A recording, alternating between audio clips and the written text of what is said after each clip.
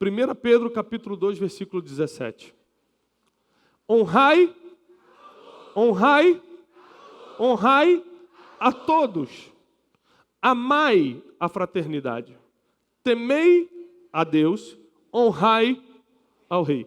Quem escreveu essa carta não foi o brilhante apóstolo Paulo. Foi um pescador iletrado chamado Pedro. Pedro, ele tinha um conhecimento empírico. Muita gente tem conhecimento acadêmico. Eu tive a oportunidade de fazer mestrado e doutorado nos Estados Unidos. Tenho certo conhecimento acadêmico. Mas, na verdade, o que me faz ter resultados na minha vida é o conhecimento empírico. Ou seja, aquele que você aprende através das experiências da vida. A maioria dos pastores são bons pastores, não porque fizeram uma boa escola de teologia, mas porque aprenderam com as experiências da vida. Sim ou não? Amém. O conhecimento empírico é muito importante. E Pedro era um homem que aprendeu errando, cortando a orelha dos outros. Né? Você já cortou muita orelha de irmão da sua igreja também. É que você não sabe disso. Foram com palavras, com atitudes, com aquela olhada de lado. Mas Pedro aprendeu com os erros. Foi o mesmo Pedro que afundou quando Jesus falou, vem aqui para a minha dimensão.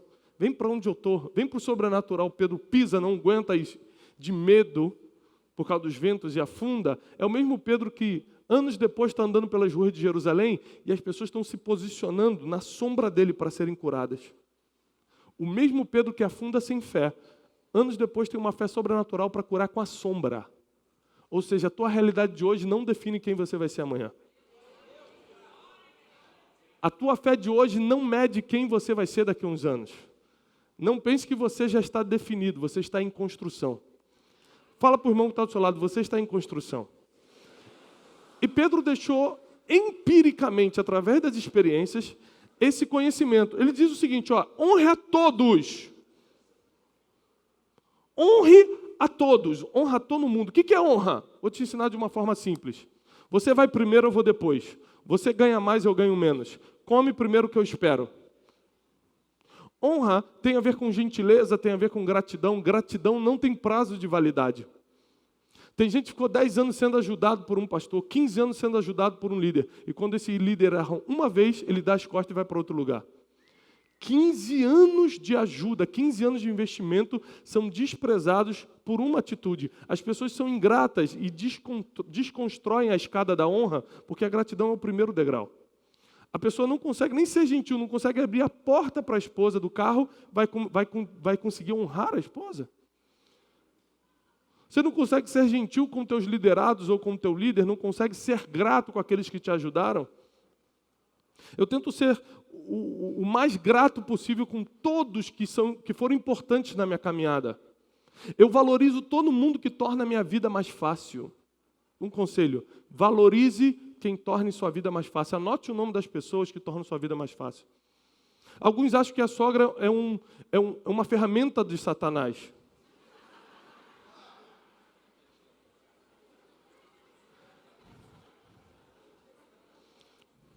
Temos base bíblica para trabalhar nisso, irmãos. Mas,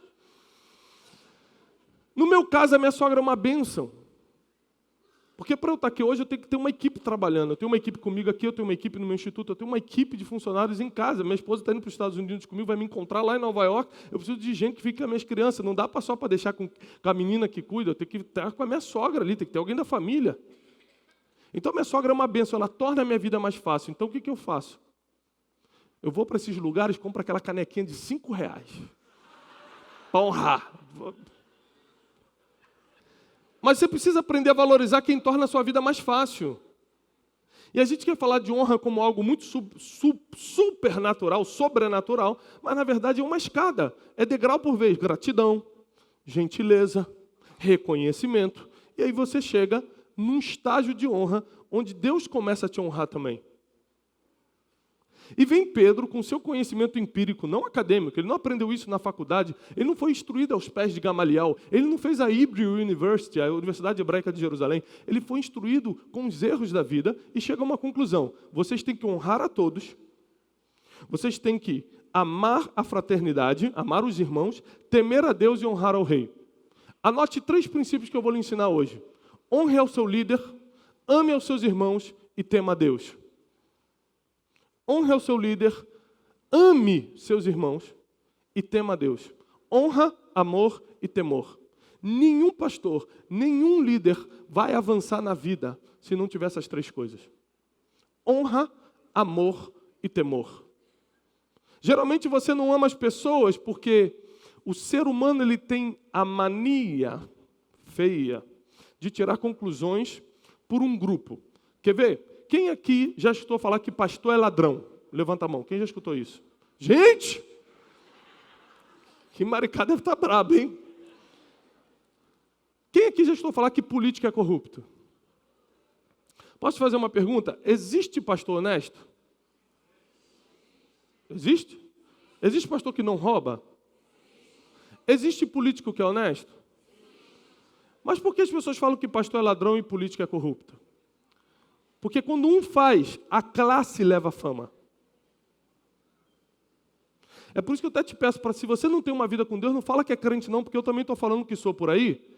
E aí você leva a vida do jeito que quer, fala que é crente, não paga os outros, dá voltinha nos outros, fala mal dos outros, fofoca com a vizinha e diz que é crente. Você está se botando no mesmo nível que eu estou dizendo que eu sou, só que eu estou levando uma vida com Deus. E as pessoas falam, lá o crente lá, não quero ser crente. Porque você leva a vida como quer. Se você está carregando o nome de Cristo em você, faça um favor, viva a vida de Cristo. Não você queima a classe toda.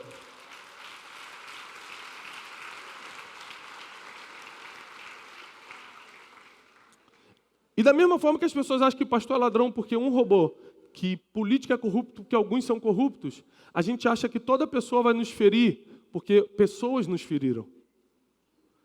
Se você parar para pensar nas tuas traições, nas tuas frustrações, nas tuas dores da vida, vieram por pessoas. Aí a Bíblia fala assim, ame as pessoas. Você fala assim, não dá, pô, as pessoas me traem. Porque o padrão mental é você associar um grupo. Grupo Homo sapiens, seres humanos traem, machucam, enganam, falam mal, fofocam. Mas se você parar para pensar também, Deus só te abençoa através de pessoas. Quem aqui já ganhou alguma coisa? Um carro? Foi abençoado com um carro? Algum pastor já foi? Já. Deus botou um anjo e falou assim, irmã, toma esse carro? Ou foi uma pessoa que falou, Deus me falou para te dar esse carro? Pronto. Uma facilidade, alguma coisa que aconteceu. Deus, as mesmas pessoas que foram usadas para te ferir, para te magoar, para te trair, e outra coisa, só os íntimos traem. Os de fora só decepcionam. Para te trair tem que ter comida na tua mesa. Porque informação é poder.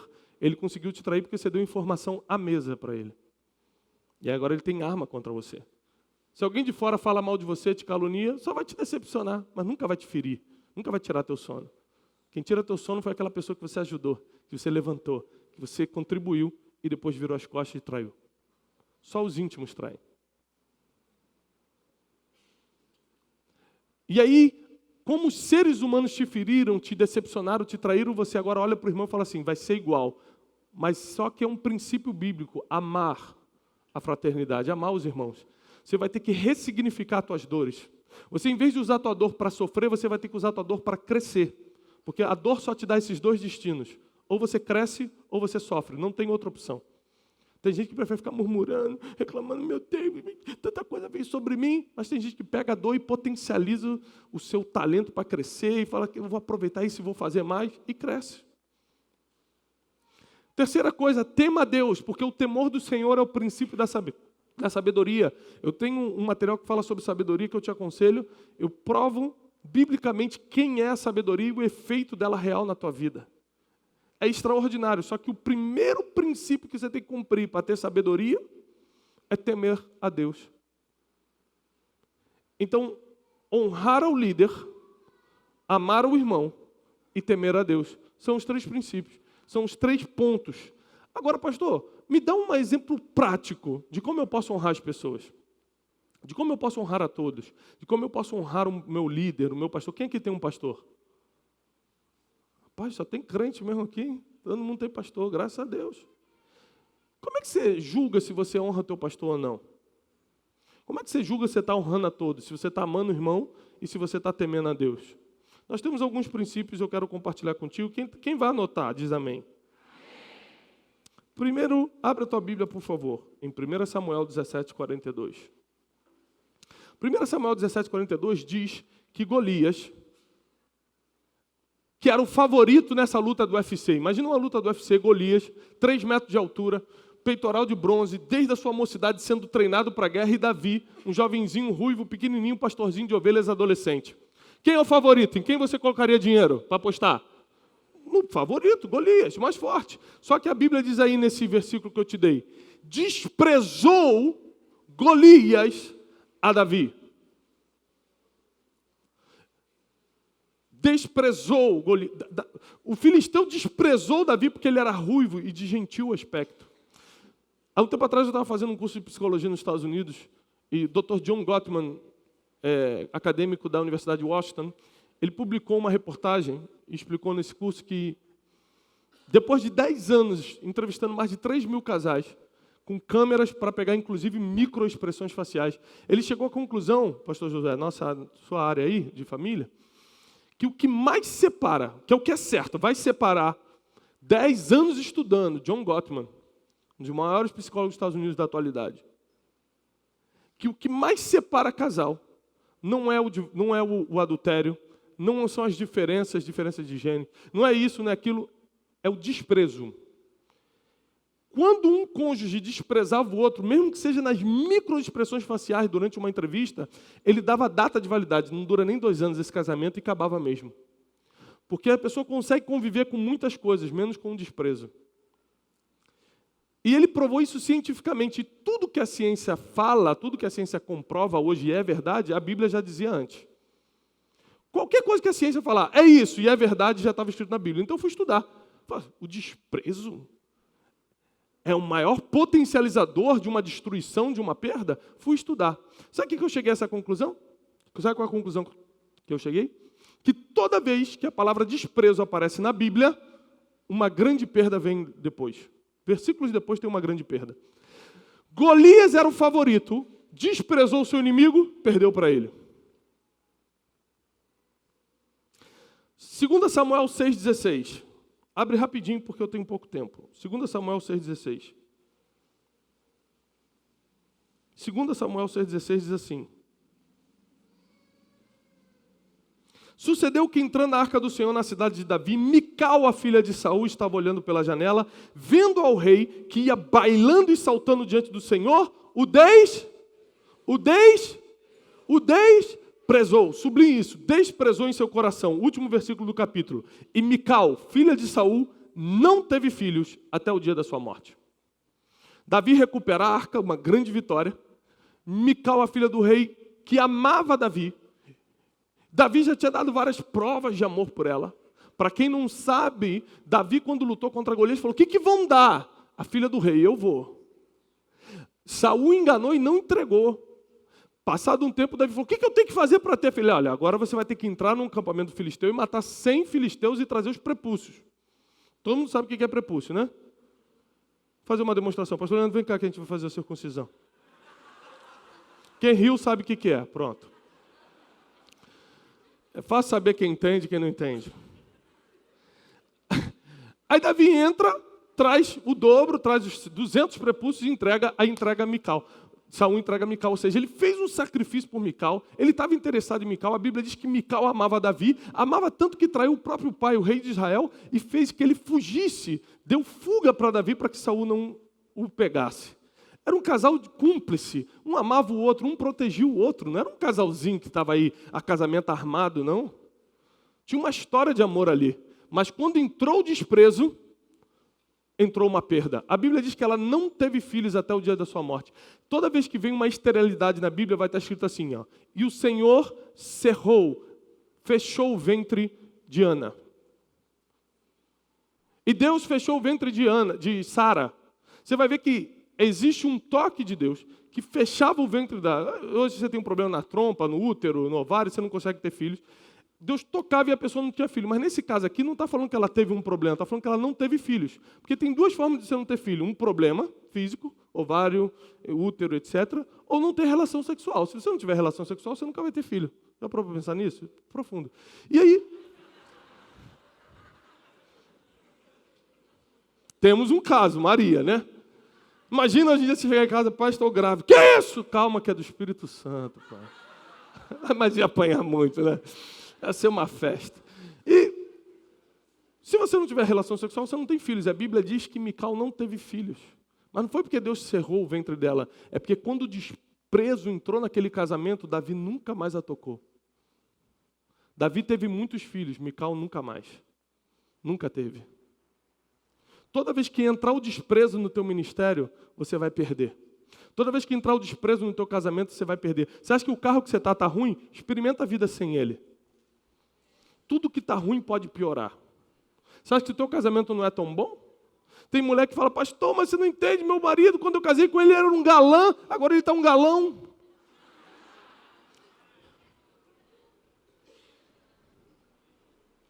As coisas mudam. O tempo é terrível. Porque tudo que você despreza, você vai perder. Abre sua Bíblia em Gênesis 25. Mas tem que ser rápido.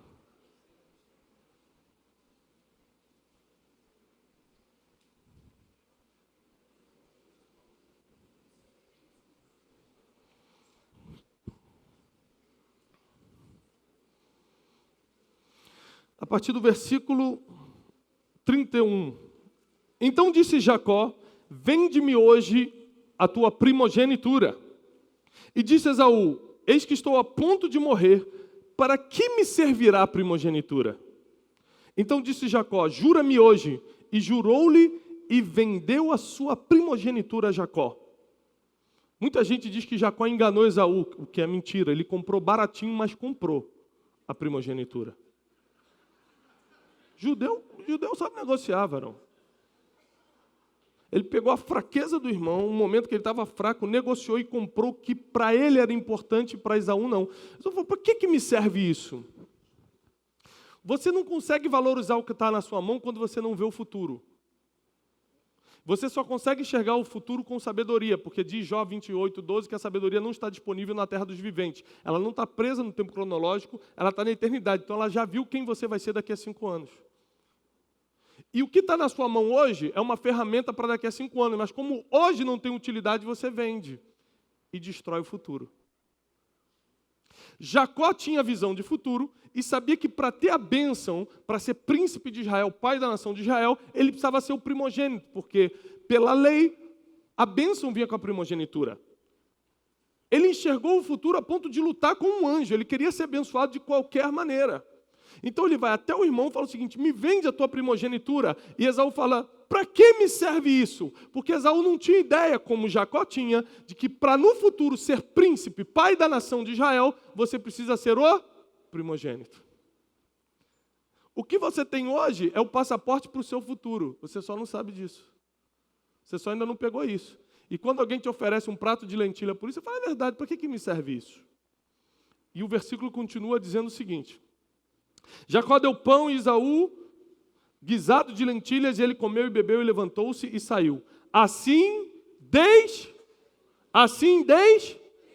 desprezou Esaú a sua primogenitura. Deixa eu te falar uma coisa. Tem gente que fala assim, pastor, tiraram o que é meu, roubaram o que é meu. Vou te dar uma palavra. Ninguém pode roubar o que é teu. Você mesmo entrega quando despreza.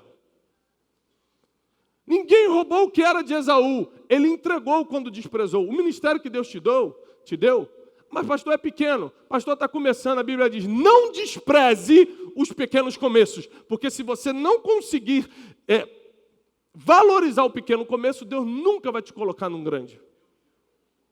Não despreze o carrinho que você tem, a esposa, o esposo. Não despreze os membros que você tem, mas só tem pobre aqui. Não despreze, porque onde tem desprezo tem perda.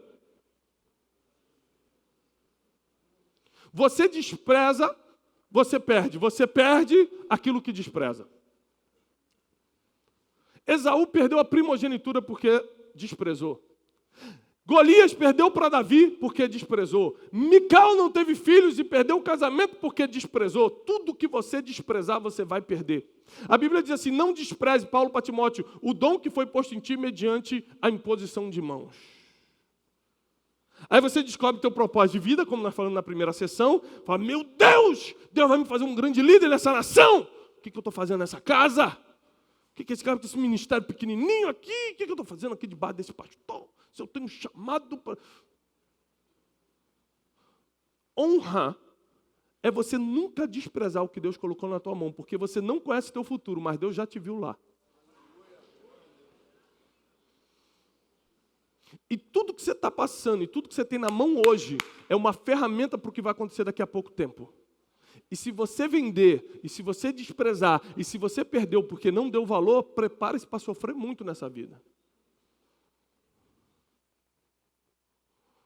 Quando a maior dificuldade da minha vida chegou, eu ajoelhei com a minha esposa no chão e falei, glória a Deus! Por quê? Minha esposa falou, problema emocional, financeiro, espiritual, está tudo ruim, porque, glória a Deus, eu não vou desprezar essa luta está vindo porque Deus quer que eu mate um Golias. Essa luta está vindo porque Deus vai me levar para a próxima etapa. Essa luta está vindo porque tem algo poderoso para vir na minha vida. Minha esposa falou, você é um homem de fé, hein? Eu falei, não, eu sou um homem de fé, é inteligência, é estatística, está na Bíblia. Ninguém passou pelo vale da sombra da morte e não cumpriu o seu destino, o seu propósito depois. Ninguém enfrentou um Golias na vida e não foi promovido depois. Primeiro princípio de honra, não despreze o que você tem hoje. Esses dias eu estava lembrando de alguns pequenos começos. E minha esposa está falando assim, eu te admiro muito, porque a admiração é um dos combustíveis para o casamento. Eu falei, por que você me admira, amor? Porque desde que você é garoto, que eu te conheço, alguém te chama para ir dar uma palavra para 10 pessoas, você vai ter que pagar para ir, você vai lá e faz com a mesma paixão que você fez hoje para 15 mil. Eu falei, mesmo, você sempre foi assim. Porque Deus só pode te colocar, não sei se é para mim, mas profético aqui. Deus só pode te colocar num alto lugar se você está sendo fiel no pequeno. Você não vai encontrar ninguém na Bíblia que nasceu grande, quem nasce grande é monstro.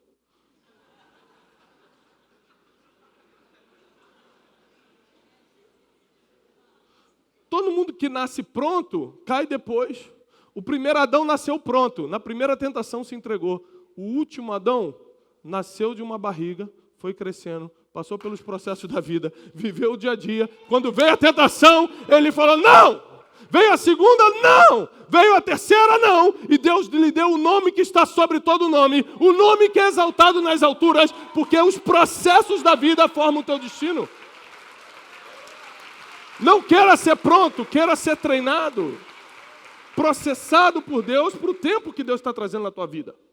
Não despreze os pequenos começos, não despreze o dom que há em ti. Pastor, ministro que está aqui, líder que está aqui, Deus te deu o dom de cura e você não usa, saiba que você vai perder. Deus te deu o dom de profecia e você tem medo de profetizar, tem vergonha se eu errar, saiba que você vai perder. O que você despreza, você perde. Esse dia eu estava num avião. Estava com um pastor da Guatemala, e aí eu sentei do lado dele, um pastor forte, a gente começou a conversar, pastor, quando eu olhei para o lado tinha uma menininha, muito magrinha, quase morrendo, com o cabelo raspado, uma máscara, e eu olhei, a gente não gosta de enfrentar a dor dos outros, né? Eu já virei as costas, comecei a conversar com o pastor, e aí Deus, o Espírito Santo veio e falou para mim assim, se Jesus estivesse nesse avião, ele estaria sentado desse pastor famoso, do lado desse pastor famoso, ou do lado da doente ali? Eu falei assim, pô, o Espírito Santo é chato, porque você só quer ficar quietinho. Quer ficar quietinho aqui. E aí o Espírito Santo, você já reparou que depois que você se converte, você nunca mais peca em paz?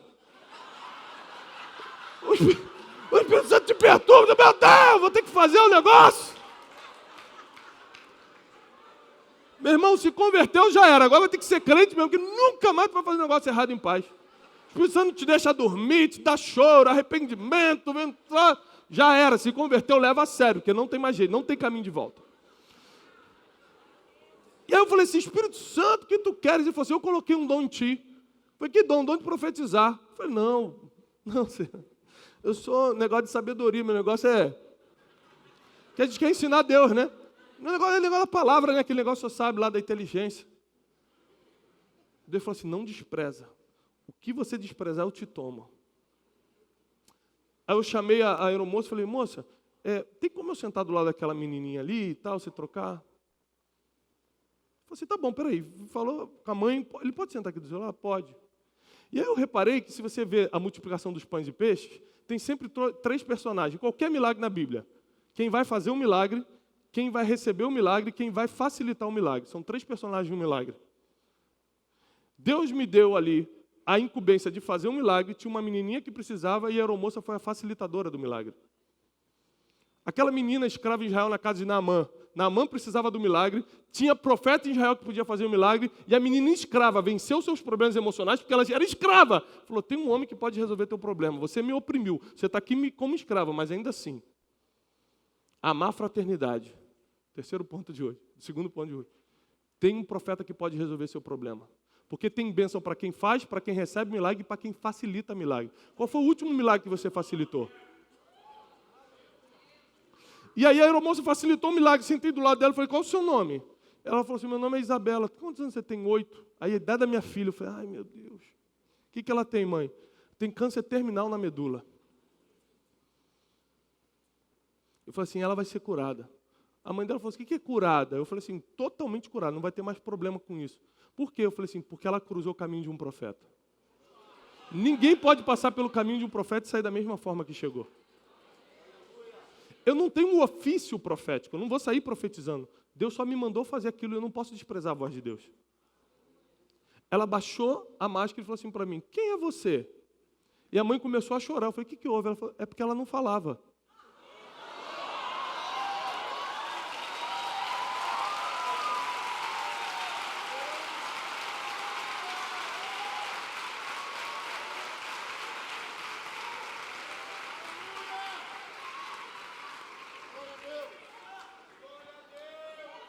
Oramos. Eu contei uma história de Jesus andando sobre a água para ela, que é uma história que eu conto para minha filha. Fala, Jesus andou sobre a água. Ela nunca tinha escutado falar de Jesus. Ela sabe o que é uma igreja, mas nunca tinha ido. No final, a menina botou a mão assim em mim, me segurou e falou para a mãe dela, mãe, eu posso tirar uma foto com Jesus? Aí eu falei, não sou eu que sou Jesus, não. A história aconteceu.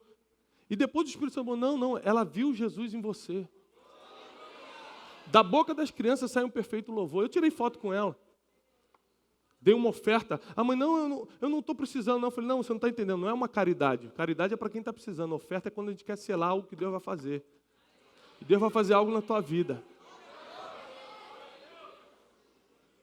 E não desprezei o dom. Então, às vezes, esporadicamente, eu estou num lugar dando...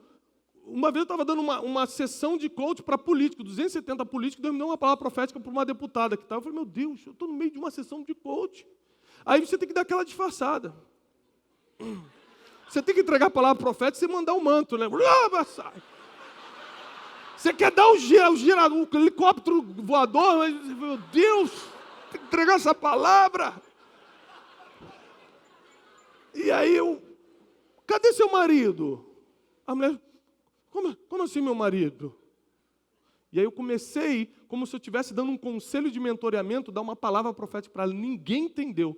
Ela começou a chorar, ela entendeu, porque a palavra era para ela. Ninguém falou assim, olha, que conselho estranho que ele está dando. Na verdade, era uma palavra profética. Quando Deus te chama para uma coisa, Ele vai te usar em qualquer ambiente, em qualquer lugar. Não despreze o que Deus colocou em você. O dom, o talento, o ministério, o carro, o casamento, o dinheiro que você está no bolso hoje, foi Deus que colocou aí. Você perde o que despreza, você multiplica o que valoriza.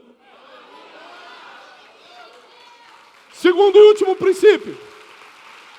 Eu encerro agora. Pastor Bruno está mandando vários WhatsApp. Tá bom, acabou, parou, corta, várias mensagens aqui. 2 minutos, Pastor Bruno. Quem me dá só mais 5 minutos, irmão? Só mais 5. Quem me dá? 5, 10, 15, 25, 30, 35... 2 horas. Vai acabar agora. Espera aí, pastor. Ainda temos que estudar o pastor José. Vamos lá. Segundo princípio, abre tua Bíblia rapidamente, 1 Samuel 16, 19. Tem que ser muito rápido. 1 Samuel 16, 19. Diz assim, e Saul enviou mensageiros a Jessé, dizendo, envia-me Davi teu filho, que está com as ovelhas. Então tomou Jessé um jumento carregado de pão, um odre de vinho, um cabrito, e enviou-os a Saul pela mão de Davi, seu... Vamos ver se você entendeu isso. O que Saul pediu para Jessé? Turma está fraca hoje.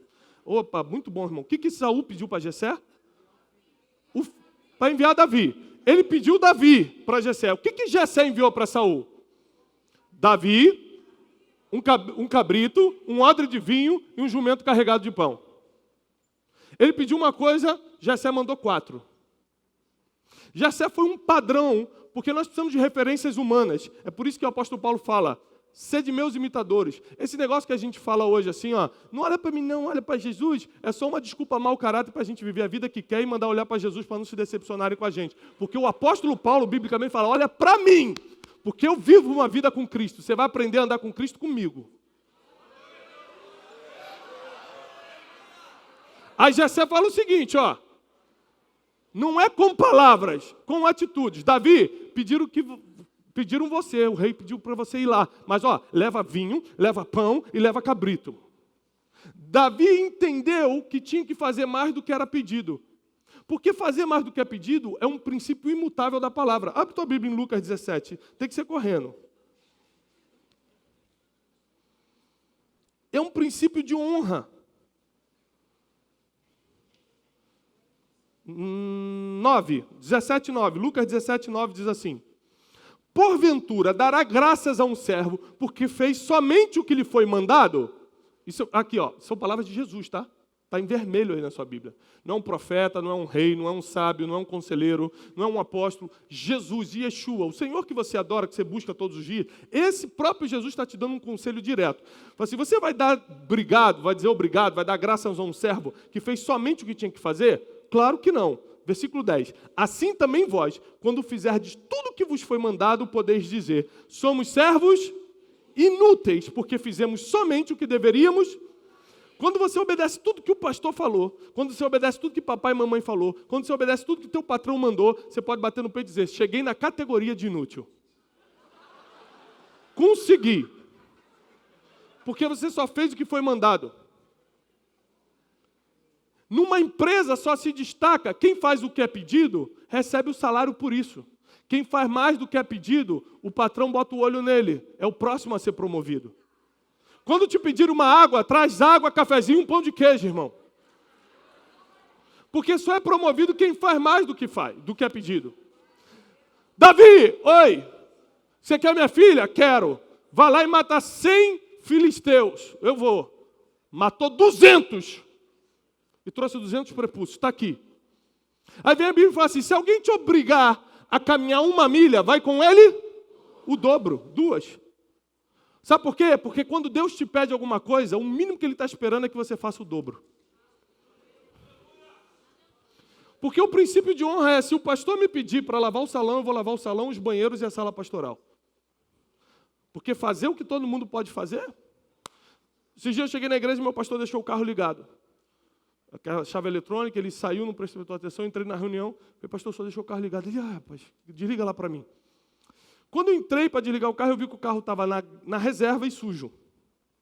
Peguei o carro, levei no posto de gasolina perto da igreja, mandei lavar, enchi o tanque e devolvi. Aí montei a chave. Quando acabou a reunião e foi embora, ele falou, ué, o que houve? Eu falei, pastor, se o senhor pedir para o porteiro lavar o carro, se o senhor pedir para o porteiro fechar o carro, ele vai fechar? Vai. Se você pedir para um mendigo na rua, faz um favor, fecha esse carro para mim, ele fecha? Fecha. Então, se eu faço o que todo mundo pode fazer, como é que eu vou ser honrado nesse lugar? Como é que eu vou ser promovido se eu sou igual a todo mundo? Se o senhor me pedir para fechar o carro, eu vou lavar, vou encher o tanque e ainda vou dar uma moralzinha na roda. Só dá para falar no Rio, uma moralzinha na roda, porque lá fora ninguém entende, São Paulo não entende essas coisas. Porque quem faz somente o que é pedido não conhece o princípio de honra. Quando o teu pastor te pede uma coisa, traz um visitante domingo, traz 5, irmão. A gente entrou numa campanha na igreja, o pastor falou, reuniu alguns pastores e falou assim, nós precisamos levantar 5 mil reais de cada um para a obra que a gente vai fazer agora nessa situação. Eu cheguei em casa e falei, o pastor falou que a gente tem que levantar 5 mil. Ela falou, meu Deus, você vai fazer o quê? Vai mexer na conta? Eu falei, não, eu vou dar 10 mil. Ela, o quê? Mas era só 5. Eu falei, então, 5 é o que todo mundo vai dar.